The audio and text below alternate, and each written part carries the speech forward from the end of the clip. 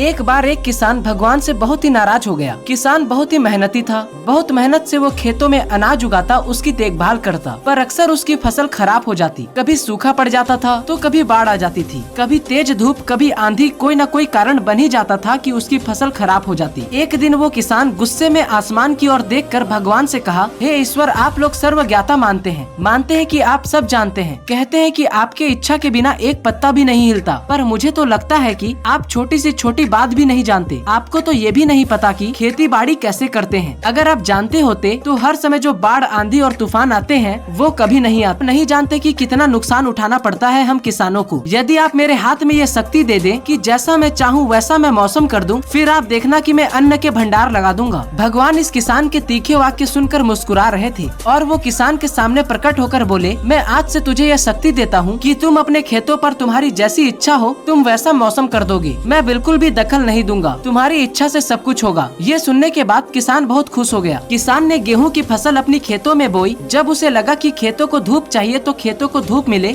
जब पानी बरसना चाहिए तब पानी बरसा। आंधी, तूफान, बाढ़ कुछ भी अपने खेतों पर आने नहीं दिया। किसान के खेत में इस वर्ष ऐसी फसल हुई जैसी कभी नहीं हुई थी। हरी भरी लहलहाती फसल। मन ही मन बहुत खुश हो गया और सोचने लगा, अब सबूत के साथ दिखाऊंगा भगवान को कि इसे कहते हैं शक्ति का सही उपयोग। मेरी सफलता देखकर उन्हें अपने नियम जरूर बदलने पड़ेंगे। कुछ दिन गुजरे, फसल कटने को तैयार हो गए। किसान बहुत उत्सुकता के साथ फसल को काटने लगा, पर जैसे ही उसकी नजर गेहूं की बालियां पर गई तो उसने अपना सिर पीट लिया और वो रोने चिल्लाने लगा। गेहूं की एक भी बाली के अंदर गेहूं का दाना नहीं था, सारी बालियां अंदर से खाली थी। किसान बहुत दुखी हो गया। उसने भगवान को रोते हुए फिर पुकारा, हे प्रभु, तुमने ये मेरे साथ क्या किया? क्या तुमने मुझे कोई सजा दी? भगवान बोले, पुत्र, ये तो होना ही था। तुमने पौधों को संघर्ष करने का मौका ही कहाँ दिया? ना तो तुमने उन्हें आंधियों से जूझने दिया, न तेज बारिश में सहने दिया और न ही धूप में तपने दिया। एक भी चुनौती का सामने तुमने उन्हें नहीं करने दिया, इसीलिए सारे पौधे अंदर से खोखले रह गए। जब आंधी, तूफान, तेज बारिश और धूप पड़ती है तभी ये पौधा अपने अस्तित्व को बचाने के लिए संघर्ष करते हैं और इसी संघर्ष से एक बल पैदा होता है जिसमें शक्ति होती है, ऊर्जा होती है। और यही ऊर्जा पूर्ति तेरे गेहूं की दानी की तरह जो नहीं फूटी। तूने उन्हें कठिन परिस्थितियों से गुजरने ही नहीं दिया जहाँ उनके अस्तित्व का जन्म होता। सारे बालियां इसलिए खाली हैं, इसमें एक भी गेहूं का दाना इसलिए नहीं है क्योंकि तुमने अपने पौधों को संघर्ष कराया ही नहीं। याद रखिए, स्वर्ण में स्वर्णीय आभात तभी आती है जब वो आग में तपने, गलने और हथौड़े से पीटने जैसे संघर्षों से गुजरता है। कोयले का टुकड़ा हीरा तभी बनता है जब वो उच्च दाब और उच्च ताप की मुश्किल परिस्थितियों से गुजरता है। इसी तरह यदि हमारी जिंदगी में कोई संघर्ष ही ना होती, कोई चुनौती ही ना होती, तो हम भी गेहूं की बालियों की तरह खोखले रह जाएंगे। हमारा कोई अस्तित्व ही नहीं रहेगा। किसी ने कितना सही कहा है, जिंदगी जीना आसान नहीं होता,